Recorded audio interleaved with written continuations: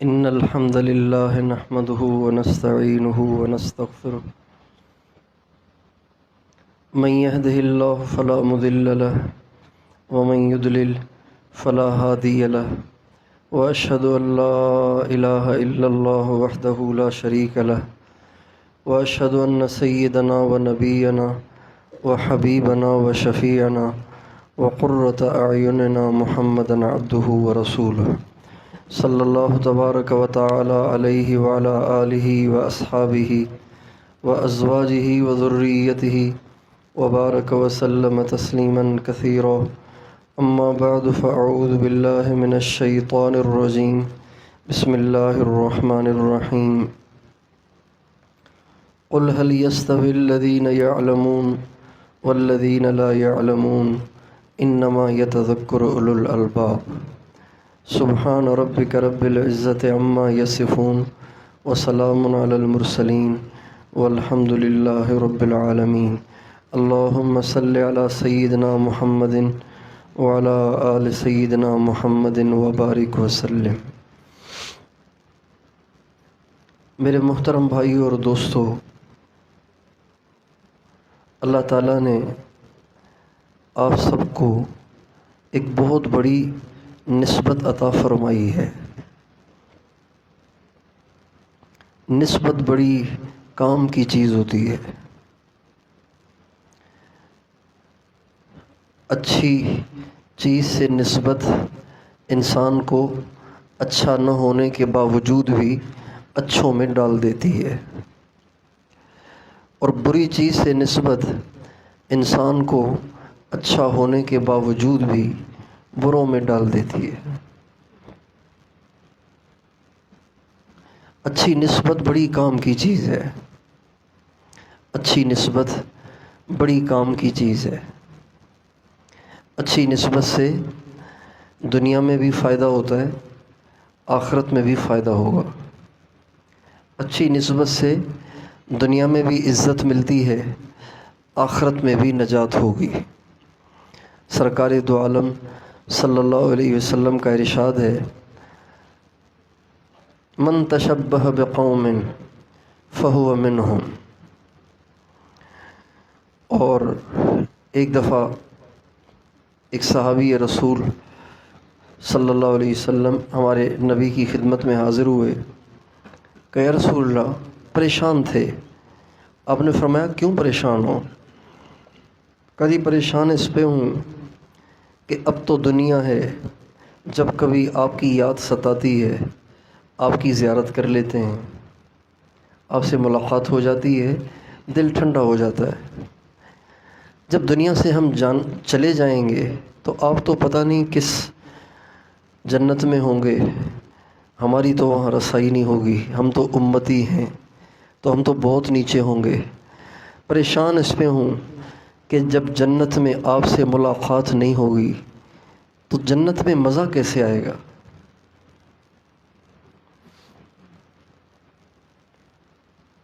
ہمارے نبی خاموش رہے، جبریل آ گئے، انہوں نے آ کے ہمارے نبی کو پیغام دیا۔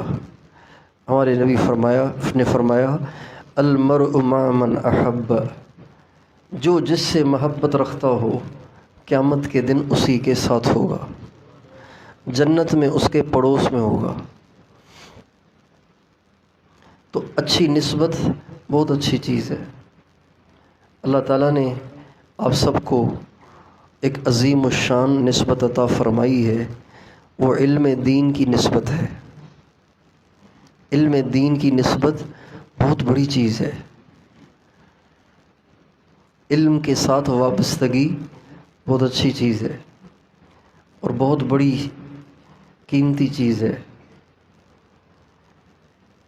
مگر عام طور سے اس مبارک اور مقدس نسبت کی لوگ لاج نہیں رکھتے۔ عام طور سے اس مقدس نسبت کی لوگ لاج نہیں رکھتے۔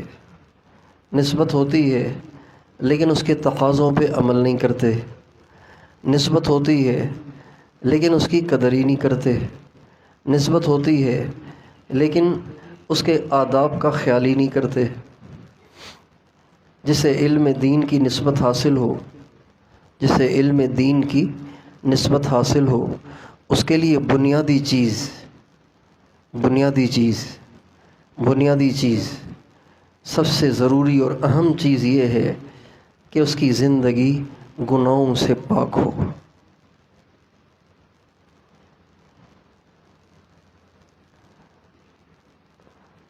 جس علم پہ عمل نہ ہو وہ علم پکڑ کا باعث ہے، اور جس علم پر عمل ہو وہ عزت کا، سرخروئی کا اور نجات کا باعث ہوتا ہے۔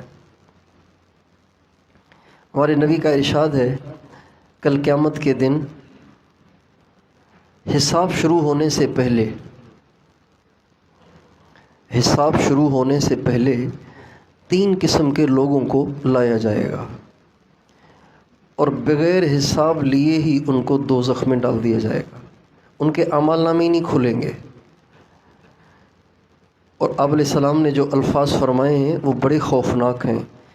ان جہنم لتسعر، جن کے ذریعے سے جہنم کو بھڑکایا جائے گا، وہ 3 شخص ہوں گے۔ ان میں سے ایک عالم ہوگا۔ اللہ تعالیٰ بلائیں گے اور فرمائیں گے کیا کر کے لائے ہو؟ کہے گا جی ساری زندگی یہی کچھ کرتا رہا، پڑھاتا رہا۔ اللہ تعالیٰ فرمائیں گے کس کے لیے؟ کہا جی آپ کے لیے نہیں، جھوٹ بولتے ہو، کذبتا، جھوٹ بولتے ہو، تم نے اس لیے پڑھایا کہ لوگ کہیں واہ واہ بڑے علامہ صاحب ہیں، کیا کہنے ان کے سبق کے، کیا کہنے ان کی تقریر کے، کیا کہنے ان کے علم و ہنر کے۔ ایسے نقطے بیان کرتے ہیں کہ آدمی ششدر رہ جاتا ہے۔ تم نے اس لیے کیا تھا نا یہ سب کچھ، وہ کہا جا چکا، اب تیرے لیے ہمارے پاس جہنم کے سوا کچھ نہیں ہے۔ چنانچہ اس کو پکڑ کے اوندھے منہ جہنم میں پھینک دیا جائے گا۔ اور جو دوسرے 2 ہوں گے وہ بھی دنیا دار نہیں، وہ بھی دینی نسبتوں سے منسوب ہوں گے۔ ایک سخی ہوگا، ایک شہید ہوگا۔ عالم، سخی اور شہید یہ وہ ہوں گے کہ جنہیں علم کی نسبت تو تھی، نیکی کی نسبت تو تھی، لیکن عمل نہیں تھا، تقویٰ نہیں تھا، پرہیزگاری نہیں تھی، اپنے آپ کو حرام سے بچاتے نہیں تھے، اپنے آپ کو گناہوں سے بچاتے نہیں تھے۔ تو پہلی چیز اس نسبت کے آداب میں سے، اس نسبت کی قدردانی میں سے یہ ہے کہ ہماری زندگی گناہوں سے پاک ہونی چاہیے۔ مدرسے کی 4 دیواری میں رہنے والے بھی اگر نظروں کی حفاظت نہیں کر پا رہے، اپنی زبان کو قابو میں نہیں لا پا رہے، اگر ان کے دل میں بھی دنیا بھری ہوئی ہے، ان کے دل میں بھی دنیا کی محبت جوش مار رہی ہے، ان کے بھی وہی جذبات ہیں جو باہر والوں کے ہیں، تو پھر وہ کم مجرم ہیں، یہ زیادہ مجرم ہیں۔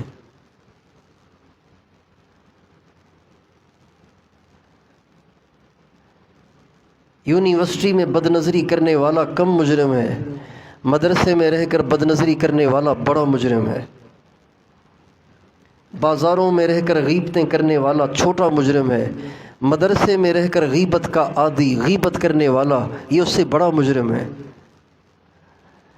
بازار میں زندگی گزار کر دنیا پہ مر مٹنے والا اور دنیا کی طمع رکھنے والا اور دنیا سے محبت رکھنے والا چھوٹا مجرم ہے۔ بخاری پڑھتے ہوئے، جلالین پڑھتے ہوئے، مشکات پڑھتے ہوئے، قدوری پڑھتے ہوئے، ترجمہ تفسیر پڑھتے ہوئے دنیا سے محبت کرنے والا، دنیا کو دل میں بسانے والا، دنیا کے جذبات اور خواہشات کو رکھنے والا اس سے بڑا مجرم ہے۔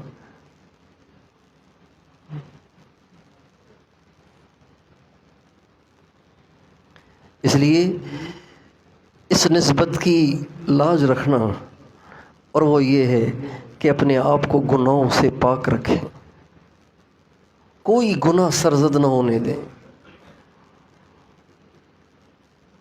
اپنے آپ پہ ایسا کنٹرول کریں، اپنے آپ پہ ایسا قابو رکھیں کہ آپ سے کوئی اللہ کی نافرمانی صادر نہ ہو۔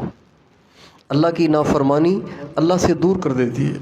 وَإِيَّاكَ وَالْمَعْصِيَةَ فَإِنَّ بِهَا يَنزِلُ سَخَطُ اللَّهِ، اللہ کی نافرمانی سے بچنا اے ابو ذر، اللہ کی نافرمانی سے بچنا، اس لیے کہ اللہ کی نافرمانی جب ہوتی ہے اللہ کا غضب اترتا ہے۔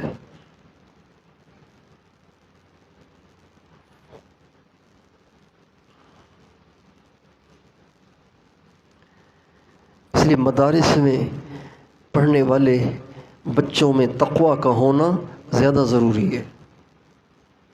دیکھیں یہ مدارس صرف صرف جاننے والا اور نحو جاننے والا فرد پیدا کرنے کے لیے نہیں ہے۔ یہ مدارس صرف فرفر گردانے کرنے والے اور عربی کی ترکیبیں جاننے والے اور فقہ کی جزیات کا علم رکھنے والے بنانے کے لیے نہیں بنائے گئے۔ یہ مدارس ایسے رجال کے بنانے کے لیے بنائے گئے ہیں کہ جو علم میں بھی کمال رکھتے ہوں، علم میں بھی رسوخ رکھتے ہوں اور نسبت مع اللہ کے بھی حامل ہوں، ان کا اللہ سے تعلق بھی مضبوط ہو، ان کا تقویٰ بھی کامل ہو، ان کا توکل بھی کامل ہو، وہ دنیا میں کچھ نہ چاہتے ہوں، ان کو دنیا سے سروکار نہ ہو۔ ہمیں دنیا سے کیا مطلب، مدرسہ ہے وطن اپنا، مریں گے ہم کتابوں پر، کفن ہوں گے ورق اپنا، ورق ہوں گے کفن اپنا۔ یہ اس دور کے دیوبند کے طلباء کے اشعار ہیں۔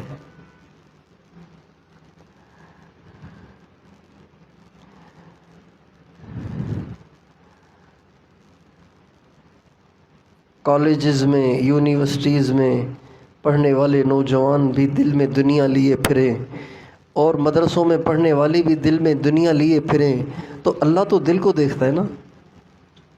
وَلَٰكِن يَنظُرُ إِلَىٰ قُلُوبِكُمْ وَأَعْمَالِكُمْ، اللہ تمہاری شکلوں کو نہیں دیکھتے، اللہ تمہارے دل کو دیکھتے کہ اس میں کیا ہے۔ اللہ تعالیٰ فرماتے ہیں أَفَلَا يَعْلَمُ إِذَا بُعْثِرَ مَا فِي الْقُبُورِ وَحُصِّلَ مَا فِي الصُّدُورِ۔ اللہ اکبر، جانتے نہیں ہو قبر سے اٹھایا جائے گا اور سینے کو چیر کے دیکھا جائے گا کہ اندر کیا ہے۔ افلا یعلم، جانتے نہیں ہو۔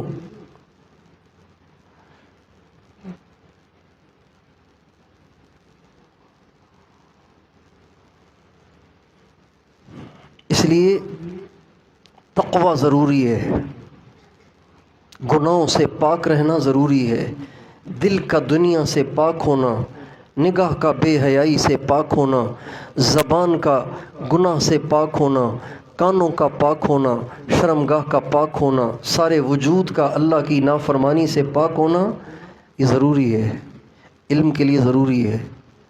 اس کے بغیر علم نہیں، معلومات ہے، اس کے بغیر علم نہیں، علم تو نور ہے، معلومات ہے۔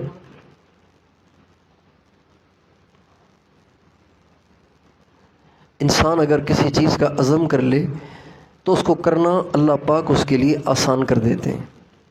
اگر ایک انسان طے کر لے نا میں نے کوئی گناہ نہیں کرنا، کچھ بھی ہو جائے، چاہے نفس مجھے کتنا مجبور کرے، میں نے نہیں کرنا، تو انسان اگر عزم کر لے تو ہو سکتا ہے۔ ہمت کرے انسان تو کیا ہو نہیں سکتا، وہ کون سا عقدہ ہے جو حل ہو نہیں سکتا۔ انسان اگر عزم کر لے تو اپنے آپ کو گناہ سے بچا سکتا ہے۔ قطب الاقطاب شیخ الحدیث مولانا محمد زکریا صاحب رحمۃ اللہ علیہ نے فضائل صدقات میں ایک بزرگ کا واقعہ لکھا ہے۔ وہ فرماتے ہیں کہ ایک بزرگ تھے حضرت فتح موصلی رحمۃ اللہ علیہ، وہ جا رہے تھے تو ایک نیک آدمی بیٹھے دعا کر رہے تھے، لیکن دعا اس طرح کر رہے تھے کہ ان کی ہتھیلیاں ان کے چہرے پہ رکھی ہوئی تھیں، یوں دعا کر رہے تھے، اور ان کی ہتھیلیوں، ان کی انگلیوں کے بیچ سے آنسو بھی بہہ رہے تھے۔ پتہ چل رہا تھا کہ رو رہے ہیں، لیکن عجیب بات یہ تھی کہ ان کے آنسوؤں میں خون کی آمیزش بھی تھی، گلابی گلابی سے ان کے آنسو ہو رہے تھے۔ یہ بڑے حیران ہوئے، عجیب آدمی ہے، ایسا غم، اتنا درد کے آنسوؤں میں خون کی آمیزش، تو وہیں بیٹھ گئے۔ جب وہ فارغ ہوئے تو انہوں نے قسم دے کے کہا، میں تجھے تیرے رب کی قسم دیتا ہوں، تو مجھے بتا تو کیوں رو رہا تھا؟ کہنے لگے آپ نے بڑے کی قسم دے دی ہے، ورنہ میں کبھی نہ بتاتا، آپ نے بہت بڑے کی قسم دے دی ہے اس لیے بتا رہا ہوں۔ میں اس پہ رو رہا ہوں کہ مجھ سے اللہ کا حق ادا نہیں ہوا۔ جیسے کسی بچے کو ماں کے مرنے کے بعد افسوس ہو، وہ ماں جو سسکتے سسکتے بستر پر مر گئی اور اس کا علاج نہ ہو سکا، اس کا پیشاب اور پاخانہ نہ اٹھ سکا، اس کے کپڑے نہ بدل سکے، آخری ایام میں اس کی یہ کیفیت رہی، اور بچوں نے پوچھا ہی نہیں۔ اب جب چلی گئی تو اب بچہ رو رہا ہے، ہائے کچھ نہ ہو سکا، کہاں سے لاؤں اب اسے؟ تو کہہ رہے میں اس لیے رو رہا ہوں کہ مجھ سے اللہ کا حق ادا نہیں ہوا۔ تو کہا ٹھیک ہے، پھر یہ آنکھوں سے آنسوں کے ساتھ خون کیوں آ رہا تھا؟ کہ اس خوف سے کہ کہیں یہ رونا اللہ کے ہاں مردود نہ ہو، جھوٹا نہ ہو۔ اگر اللہ کہہ دے کہ ڈرامے کرتا ہے، فنکاری کرتا ہے، چل یہاں سے، تو میں کیا کہوں گا؟ یہ تو کہہ نہیں سکتا ہوں کہ نہیں اللہ میں تو بڑا نیک ہوں، اللہ تو دل کے بھید بھی جانتا ہے۔ تو یہ ڈر رہا تھا کہ کہیں اللہ یہ نہ کہہ دے کہ تیرے آنسو جھوٹے تھے، اس لیے۔ بہرحال وہ بڑے متاثر ہوئے۔ کچھ عرصے کے بعد ان کا انتقال ہو گیا، وہ جو رو رہے تھے ان کا انتقال ہو گیا۔ خواب میں انہوں نے دیکھا ان کو، کہ کیا ہوا؟ کہ بخشش، کہ کیا ہوا؟ کہ اللہ نے اپنے سامنے بلایا، اور وہ سوال جو آپ نے کیا تھا نا وہ اللہ نے بھی کر دیا۔ اس دن رو کیوں رہے تھے تم؟ اللہ نے پوچھا رو کیوں رہے تھے؟ کہ اللہ اس لیے رو رہا تھا کہ آپ کا حق ادا نہیں ہوا۔ کہ پھر آنسوؤں میں خون کیوں تھا؟ کہ اللہ اس لیے کہ یہ آنسو جھوٹے نہ ہوں، آپ کے ہاں مردود نہ ہوں۔ تو اللہ تعالیٰ فرمانے لگے میری عزت کی قسم، میرے جلال کی قسم، 40 برس سے فرشتہ برائی لکھنے والا جب تیرے اعمال نامے آ رہے تھے، 40 برس سے تیرے اعمال نامے میں کوئی برائی لکھی ہوئی نہیں تھی۔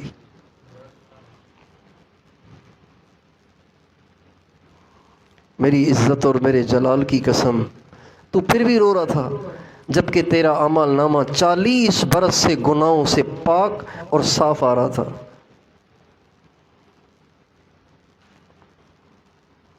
ایسے لوگ بھی تھے جو 40 برس تک کوئی گناہ نہیں کرتے تھے۔ تو انسان اگر نیت کر لے تو سب ہو سکتا ہے۔ آپ سارے بچے، سارے نوجوان یہ نیت کریں، انشاءاللہ کبھی اپنے اوپر شیطان اور نفس کو غالب ہونے نہیں دینا، ہمیں گناہوں سے اپنے آپ کو ضرور بچانا ہے۔ بچیں گے انشاءاللہ؟ بچیں گے نا؟ اور اگر کبھی خطا ہو جائے تو پھر اس میں تاخیر نہ کریں، فوراً توبہ طائب ہو کر رو دھو کے اللہ سے معاف کروا لیں۔ چائے کا دھبا کپڑے پہ لگ جائے اور اس کو دھونے میں تاخیر کی جائے تو وہ پکا ہو جاتا ہے، پھر وہ نہیں اترتا۔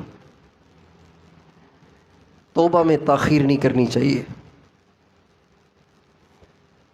حضرت علی فرماتے ہیں، آپ علیہ السلام کا ارشاد ہے 3 چیزوں میں تاخیر نہ کرو، ان میں سے ایک یہ بھی ہے کہ جب گناہ ہو جائے تو پھر توبہ میں تاخیر نہ کرو، فوراً رو دھو کے اللہ سے معافی مانگ لو۔ یہ بھی تقویٰ کا ایک درجہ ہے۔ تو اپنے آپ کو گناہوں سے پاک رکھیں گے نا۔ دوسری چیز یہ ہے کہ آپ اسلام کے نمائندے ہیں، اسلام کے ایجنٹ ہیں۔ آپ اسلام کے ایجنٹ ہیں۔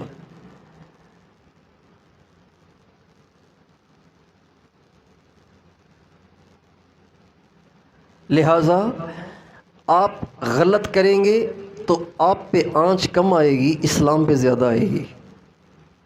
لوگ کہیں گے دیکھا ہوا ہے مولویوں کو، دیکھا ہوا ہے حافظوں کو، دیکھا ہوا ہے قاریوں کو، یہ مسجدوں میں مدرسوں میں کیا کرتے ہیں، پتہ ہے ہمیں سب کچھ۔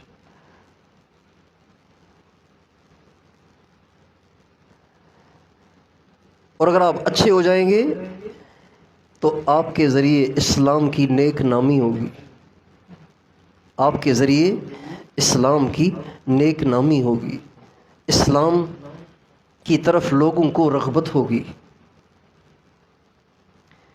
جو دین سے بیزار قسم کے لوگ ہیں وہ دین کی طرف مائل ہوں گے، راغب ہوں گے، اگر ہمارا اپنا کردار اچھا ہوگا۔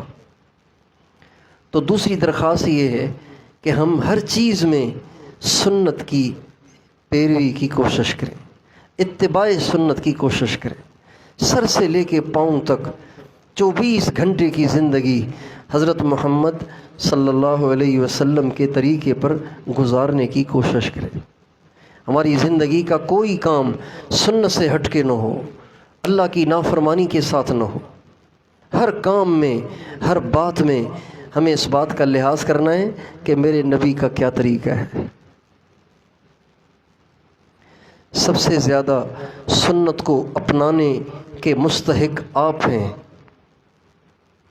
اگر آپ کی زندگیاں سنت سے ہٹی ہوئی ہوں گی تو بتاؤ پھر کس سے گلہ کیا جائے کہ وہ سنت پہ نہیں چلتا؟ جب انبیاء کے وارث ہی سنت پہ نہیں چلتے، انبیاء کے وارث ہی کی زندگی سنت سے ہٹی ہوئی ہے، تو باہر کے لوگوں سے کیا گلہ کیا جائے؟ اس لیے سر سے لے کے پاؤں تک 24 گھنٹے آپ ایسے گزارنے کی کوشش کریں جیسے ہمارے آقا نے گزارے تھے۔ آپ کا بولنا بھی ویسا، آپ کا چلنا بھی ویسا، کھانا پینا بھی ویسا، آپ کے اخلاق بھی ویسے، آپ کا کردار بھی ویسا، آپ کا انداز بھی ویسا، آپ کا رہن سہن ویسا۔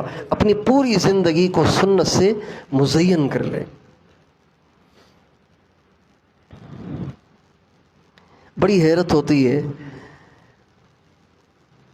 کہ دنیا دار تو اس لیے دین پہ نہیں چلتے، اس لیے سنت پہ نہیں چلتے کہ لوگ مذاق اڑائیں گے۔ دیکھ جی مولوی ہو گیا، داڑھی رکھ لی، مولوی ہو گیا۔ دنیا دار تو سنت کو اس لیے نہیں اپناتے کہ وہ سمجھتے ہیں کہ اگر دین پہ چلیں گے تو عزت گھٹ جائے گی، سنت کو اختیار کریں گے تو عزت گھٹ جائے گی۔ کتنی گندی سوچ ہے، کتنی گھٹیا سوچ ہے، کتنی گمراہ کن سوچ ہے۔ تو چلے وہ تو اس لیے نہیں چلتے، لیکن جو ویسے ہی دین کے نام سے موسوم ہیں، دین کی نسبت سے منسوب ہیں، جو دین ہی کے نام پہ زندگی گزار رہے ہیں، وہ جب سنت پہ نہیں چلتے تو حیرت ہوتی ہے کہ ان کو کس چیز کا ڈر ہے۔ جو باتیں آپ کے بارے میں ہونی ہیں وہ تو ہو چکی ہیں، اب مزید کیا ہوں گی؟ جو تانے ملنے تھے وہ تو مل چکے، مزید کیا ملیں گے؟ جو حقارت کی نگاہوں سے دیکھا جانا تھا وہ تو دیکھا جا چکا، اب مزید کیا دیکھا جائے گا؟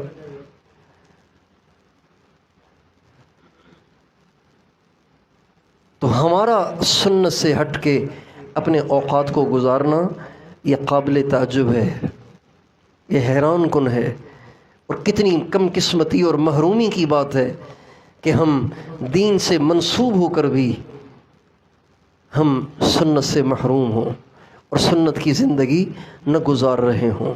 تو آپ سارے نوجوانوں سے یہ بھی درخواست ہے، طے کر لو اس کو کہ ہر بات، ہر کام میں ہم سنت کو اپنائیں گے، سنت پہ چلیں گے۔ تیار ہے؟ تیار ہے؟ کون کون تیار ہے؟ سنت من کان منکم مستنن فلیستن بمن قد مات اولئک اصحاب محمد صلی اللہ علیہ وسلم۔ جو تم میں سے کسی کے طریقے پہ چلنا چاہتا ہے تو وہ ان کے طریقے پر چلے جو چلے گئے، اور وہ اصحاب محمد ہیں علیہ الصلاۃ والسلام۔ لہٰذا جیسے وہ چلے ہیں ویسے ہمیں چلنا ہے۔ ہمارے نبی کی ہر چیز کو صحابہ نوٹ کرتے تھے، اس پہ عمل کرتے تھے، ہر چیز کو، اور پھر اس کو اوروں تک پہنچاتے تھے۔ ہمارے نبی کی ہر سنت کو ہم تک صحابہ نے پہنچایا نا۔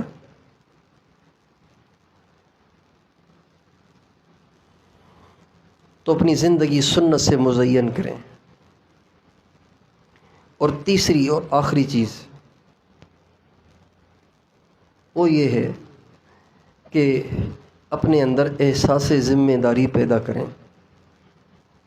احساس ذمہ داری کا مطلب یہ ہے کہ آپ علم سے نسبت رکھتے ہیں، آپ کے ذمے سارا عالم ہے، سارا اسلام ہے، سارے اسلام کا احیاء ہے، ساری سنتوں کا احیاء ہے، ساری دنیا میں اسلام کا غلبہ اور اسلام کا احیاء، یہ آپ کے ذمے ہیں۔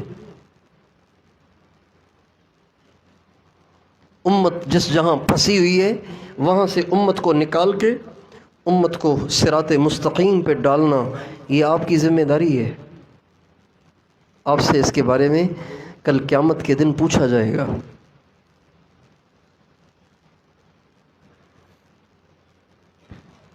علماء انبیاء کے وارث ہیں۔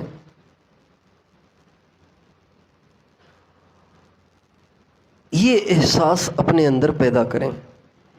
بہت سے طلباء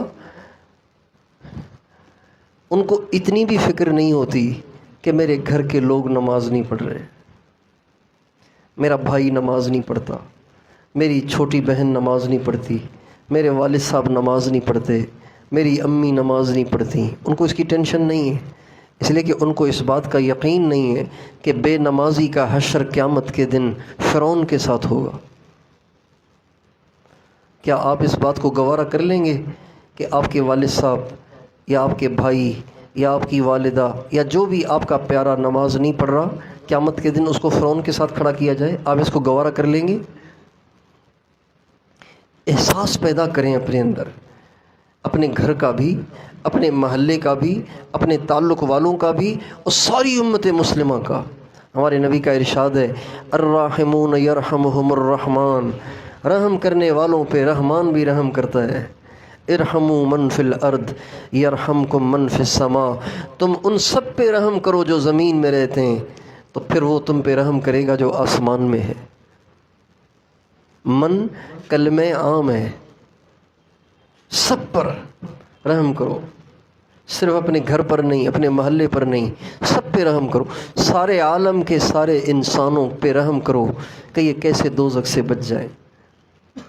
اس جذبے کو اپنے دل میں اجاگر کریں، یہ احساس ذمہ داری اپنے اندر پیدا کریں، اور جہاں جہاں تک آپ کی رسائی ہے وہاں تک آپ محنت کریں، کوشش کریں گے کوشش انشاءاللہ۔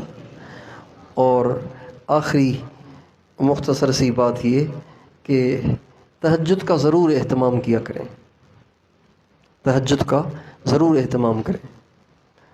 تہجد صالحین کا شعار ہے، تہجد سے انسان گناہوں سے بچتا ہے،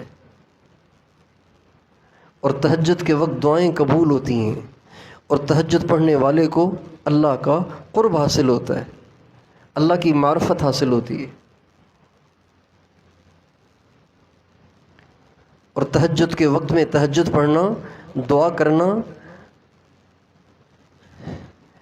یہ بہت بڑی نیکی ہے۔ آپ علیہ السلام کا ارشاد ہے، سب سے افضل نماز فرض کے بعد وہ صلاۃ اللیل ہے، تہجد کی نماز ہے۔ ہمارے ایک نبی کے صحابی ہیں عبداللہ ابن عمر یا عبداللہ ابن عمر، یاد نہیں آ رہا۔ ایک دفعہ وہ تہجد نہیں پڑھتے تھے، تہجد میں نہیں اٹھتے تھے۔ آپ علیہ السلام نے ایک دفعہ، وہ کہیں کھڑے تھے تو آپ علیہ السلام ان کی طرف متوجہ نہیں ہوئے، آپ کے پاس جو لوگ موجود تھے ان سے فرمایا، ان عبداللہ رجل صالح لو قام من اللیل، عبداللہ بڑا نیک آدمی ہے، کاش کہ رات کو اٹھا کرتا۔ بس اس کے بعد پھر انہوں نے تہجد نہیں چھوڑی۔ علیکم بقیام اللیل فإنہ دأب الصالحین من قبلکم، تہجد کو لازم پکڑو، اس لیے کہ تم سے پہلے نیک لوگوں کا یہ شعار رہا ہے۔ اور ہمارے نبی کو اللہ تعالیٰ نے 20 جگہ قرآن پاک میں تہجد کی ترغیب دی ہے۔ یا ایھا المزمل قم اللیل الا قلیلا نصفہ او انقص منہ قلیلا او زد علیہ ورتل القرآن ترتیلا انا سنلقی علیک قولا ثقیلا ان ناشئة اللیل ہی اشد وطئا واقوم قیلا ان لک فی النہار سبحا طویلا واذکر اسم ربک وتبتل الیہ تبتیلا رب المشرق والمغرب لا الہ الا هو فاتخذہ وکیلا۔ اللہ ہمارے نبی کو تیار کر رہے ہیں۔ وَمِنَ اللَّيْلِ فَاسْجُدْ لَهُ وَسَبِّحْهُ لَيْلًا طَوِيلًا۔ آپ نہیں پڑھیں گے تو کون پڑھے گا؟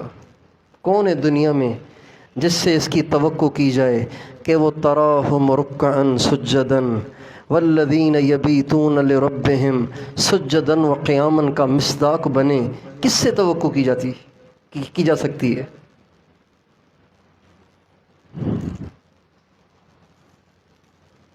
جو نوجوان سارا دن لڑکیوں کے جھرمٹ میں رہتے ہیں ان سے توقع کی جائے کہ وہ تہجد پڑھیں گے؟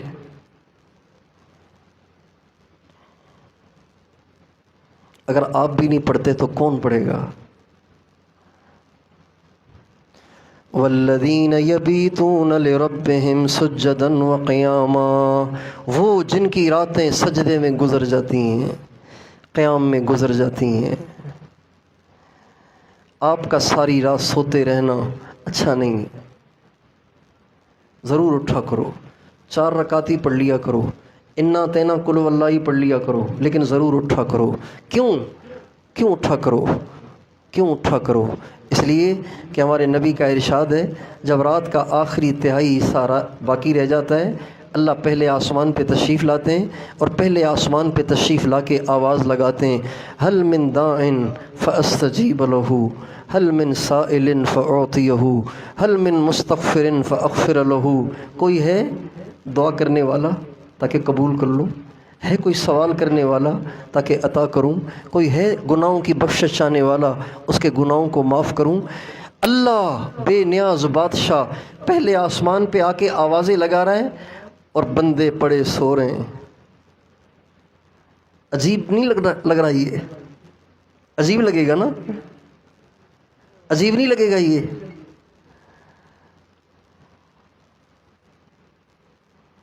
باپ کھڑا ہوا ہے، بیٹا کرسی پہ ٹانگ رکھ کے بیٹھا ہوا ہے، اچھا لگے گا؟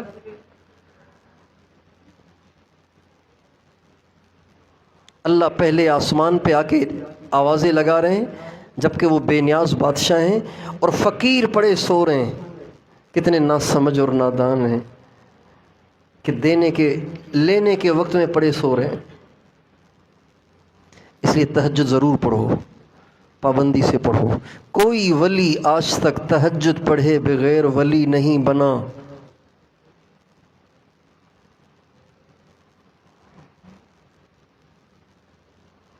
کوئی ولی آج تک تہجد پڑھے بغیر نہیں بنا۔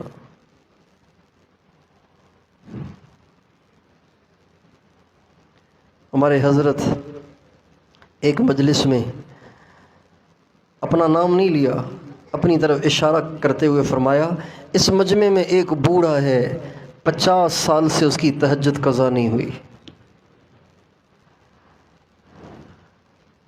اس مجمع میں ایک بوڑھا ہے 50 سال سے اس کی تہجد قضا نہیں ہوئی۔